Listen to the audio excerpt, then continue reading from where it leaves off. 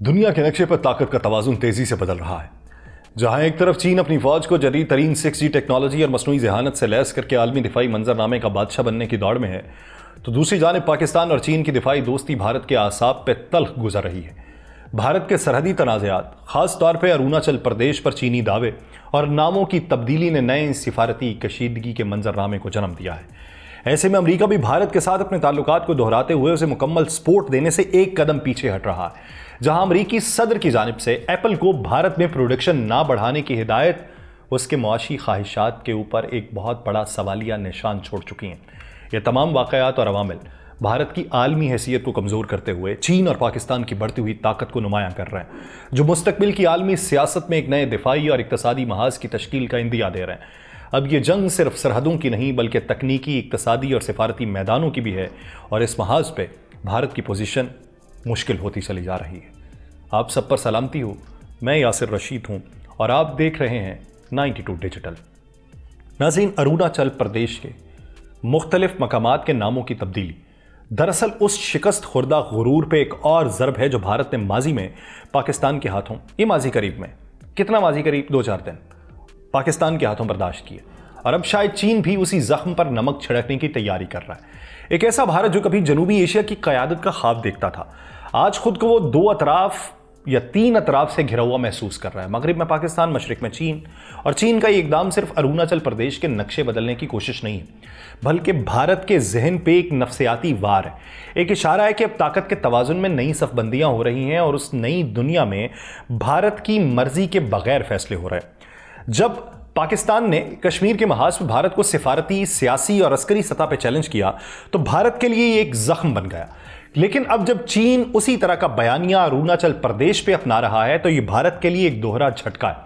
एक तरफ वो पाकिस्तान के खिलाफ अपने मोर्चे मजबूत करता है, तो दूसरी तरफ चीन खामोशी से उसकी मशरकी सरहदों पे नजरें गाड़ता जा रहा है। शायद चीन ये पैगाम देना चाहता है कि अगर पाकिस्तान तने तनहा भारत के गुरूर को मट्टी में मिला सकता है तो चीन जैसी आलमी ताकत उससे भी ज्यादा कुछ कर सकती है। और ये कोई इत्तफाक नहीं है कि चीन ने ये इकदाम ऐसे वक्त में उठाया जब पाकिस्तान और चीन के ताल्लुकात नई बुलंदियों को छू रहे हैं। CPEC, दिफाई तावन, सिफारती मांगी, एक ऐसे स्ट्रेटजिक इत्तेहाद की बुनियाद जिससे भारत के लिए मशरिक व मगरिब दोनों महाजों पे एक मुस्तकिल दबाव पैदा हो चुका है। और ये भी कोई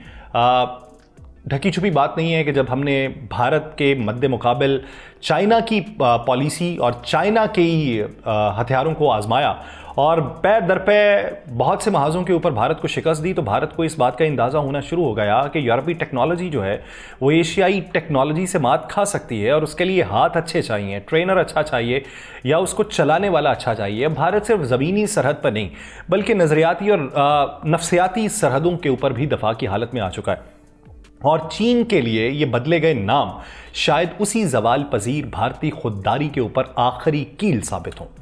ये कोई पहला मौका भी नहीं है कि चीन ने अरुणाचल प्रदेश के जोग्राफिया को चैलेंज किया हो। लास्ट ईयर अप्रैल में चीन ने इसी रियासत के 30 मुख्तलिफ मकामात को चीनी नाम देकर अपनी दावेदारी का ऐलान किया था। लेकिन इस बार चीन का इकदाम महज नक्शे की हद तक महदूद नहीं रहा, बल्कि ये भारत की जो सालमियत है उसके ऊपर भी बराह रास्त एक सवाल छोड़ गया। एक ऐसा सवाल जिसका जवाब भारत के पास सिवाय रिवायती इनकार के कुछ नहीं है। भारतीय वजारत खारजा ने हस्बे मामूल इस इकदाम को मुस्तरद किया है, लेकिन चीन के तसलसल से उठते इकदामात ने इस इनकार की हैसियत जो है वो महज एक कागजी रद्द-ए-अमल तक महदूद करती है। चीन जिसे ज़ेंगनान कहता है वही इलाका भारत अरुणाचल प्रदेश कह के अपने आईनी नक्शे में शामिल करता है, मगर वहां मामला सिर्फ एक रियासत के नाम का नहीं है बल्कि जनूबी एशिया के ताकत के तवाजुन का है। चीन इसे जनूबी तिब्बत कह के दुनिया को बावर करवाना चाहता है कि उसकी तारीखी हुदूद का हिस्सा रहा, और भारत इस दावे को अपनी खुद मुख्तारी पर हमला तस्वुर करता है। यही इख्तलाफ इस खित्ते की मुसलसल कशीदगी और मुस्तकिल कशीदगी की बुनियाद है। 2020 में यह तनाज़ा सिर्फ बयानात तक महदूद नहीं रहा था। इस खित्ते में दोनों ममालिक की अफवाज आमने सामने आईं, जहाँ ना सिर्फ फौजी झड़पें हुई, कई अहलकार हलाक हुए। वो तसादुम इस बात का सबूत था कि सरहदी तनाज़ा महज सिफारती मोड़ नहीं है बल्कि अस्करी महाज पर भी झड़प की सूरत इख्तियार कर चुका है, और चीन के ताज़ा तरीन नक्शा जाती इक़दामात उस पुरानी कशीदगी को मज़ीद भड़काने के मुतरादिफ थे। अब इन्हीं दिनों में आके चीन को फिर क्यों याद आया कि इन जगहों के नाम तब्दील कर दिए जाएं? एक ऐसे वक्त में कि जब पाकिस्तान ने सिफारती, दिफाई और बैनुल-अक़वामी और टेक्नोलॉजी के महाज के ऊपर भारत को शिकस्त दी है और वहाँ पे अमेरिका कूदा है, और अमेरिका ने कूद के कश्मीर के मसले को बीच में उजागर किया और कहा कि हम सालसी के लिए ख़ुद को पेश करते हैं। तो उसी सूरत में जहाँ पे यूक्रेन के ऊपर रशिया का जो दावा है और उसके अलावा दुनिया के दीगर ममालिक जैसे गज़ा का मामला हो, वहाँ पे वो मामलात हल हो रहे हैं। तो ऐसे में लगे हाथों चीन ने ये इकदाम किए हैं कि अगर यही बातें हैं, इसी तरीके से रवाबित बढ़ाने हैं, इसी तरीके से तमाम केओस को कम करना है, इसी तरीके से सिफारती ताल्लुकात को बेहतरी की तरफ लेके जाना है, इसी तरीके से टैरिफ वॉर से निकल के ट्रेड करनी है, तो फिर उस ट्रेड में ये वाला मामला भी उठा दिया जाए। ऐसे में जब चीन पाकिस्तान के साथ दिफाई इत्तेहाद को वसअत दे रहा है और भारत खुद को दो महाजों पर दबाव में महसूस कर रहा है, तो ये सवाल अब मजीद शिद्दत से उभर रहा है कि क्या भारत इस खित्ते में अपनी पोजीशन को बरकरार रख पाएगा, या ताकत के नए मराकज़ जो हैं वो बीजिंग और इस्लामाबाद और उसके गिर्द घेरा तंग करते जाएंगे।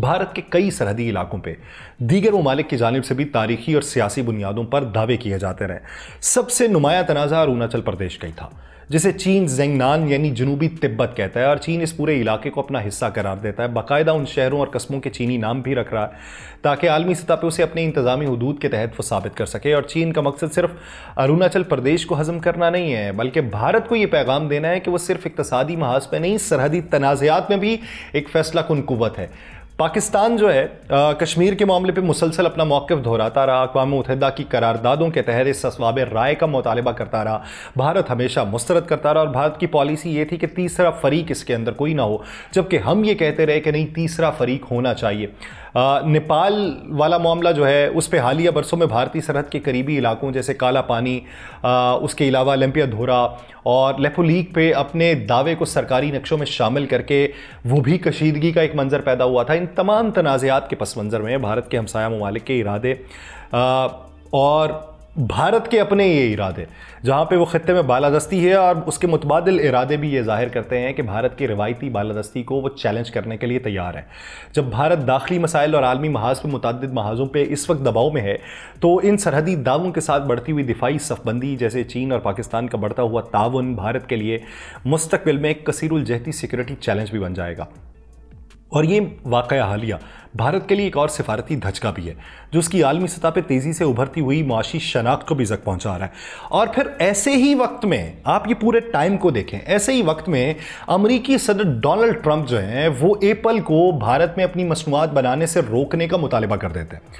ये मुतालबा ना सिर्फ वाशिंगटन और नई दिल्ली के दरमियान बढ़ते हुए एतमाद के बहरान को जाहिर करता है, बल्कि ये भी साबित करता है कि भारत को आलमी सुपर पावर्स की मुकम्मल हिमायत हासिल नहीं है। हालिया वर्षों में भारत ने चीन के मुकाबले में खुद को बतौर मुतबादिल मैन्युफैक्चरिंग हब पेश करने की कोशिश की थी जब यह टैरिफ वॉर लगी, और उसी तनाजुर में एप्पल समेत कई बैनुल-अक़वामी कंपनीज ने भारत में अपनी सरमायाकारी बढ़ाई। मगर जब अमरीका जैसा हलीफ मुल्क जो चीन के खिलाफ भारत को एक स्ट्रेटेजिक पार्टनर के तौर पर देखता रहा है, वो ये पैगाम दे कि वो भारत को मैन्युफैक्चरिंग मरकज बनते नहीं देखना चाहता, तो यह सिर्फ एक मुआशी पैगाम नहीं बल्कि सिफारती सतह पर भारत के लिए एक नाकाबिले तरदीद तजलील है। यह सिफारती शिकस्त उस वक्त और भी नुमाया होती है जब उसे चीन के जारहाना हिकमत अमली के साथ जोड़ा जाए, जो भारत की सरहदों पर दबाव बढ़ा के अरुणाचल प्रदेश जैसे इलाकों पर दावे कर रहा है, और जब उसे पाकिस्तान के खत्ते में उभरती हुई स्ट्रेटेजिक पोजीशन के तनाजुर में भी देखा जाए, जिसने चीन के साथ मुश्तरका मफादात को मजबूत बनाते हुए भारत को एक तरफ धकेल दिया। ऐसे में भारत को दुनिया की सबसे बड़ी जमहूरियत कहलवाने का दावा महज एक सियासी नारा बन जाता है, जबकि हकीकत यह है कि आलमी ताकतें चाहे वो अमेरिका हो या चीन, अब भारत को महज अपने मुआशी और स्ट्रेटेजिक मफादात के तवाजुन के लिए एक मोहरे से ज्यादा कुछ नहीं समझ रही। हालिया डोनाल्ड ट्रंप का बयान आलमी सतह पे खुद को एक उभरती हुई मुआशी ताकत के तौर पे जो मुल्क देख रहा था उसके लिए एक चैलेंज है, बल्कि मगरबी दुनिया अगर देखा जाए, खुसूसन अमेरिका के साथ करीबी तिजारती और सिफारती ताल्लुकात कायम करने की भारत ने पूरी कोशिश की। एप्पल कंपनी की जानिब से भारत में आईफोन्स की प्रोडक्शन बढ़ाने का मंसूबा दरअसल भारत के उस ख्वाब का एक अगर देखें कलीदी ईंट अगर उसे कहा जाए कि वो थी, जिसके जरिए वो चीन को आलमी मैन्युफैक्चरिंग का मरकज़ बनने से रोकने में मगरबी इत्तेहादियों का अहम साथी बनना चाहता था। मगर ट्रंप के बयान ने भारत के उस ख्वाब को एक बार फिर धुंधला दिया, और ट्रंप ने यह कहा कि भारत अपना ख्याल खुद रख सकता है, हम भारत में प्लांट्स की तामीर में दिलचस्पी नहीं रखते। ये जुमला बहुत अहम है। ये जुमला दरअसल ना सिर्फ भारत की मईशत बल्कि उसकी आलमी हैसियत के लिए एक तल्ख पैगाम है। ऐसे अल्फाज इस बात का मज़हर हैं कि भारत को जिस आलमी तजारती तस्लीमियत की तलाश थी, मैं नई टर्म के तौर पे हूं कि तस्लीमियत वो चाहता था आलमी सतह पे,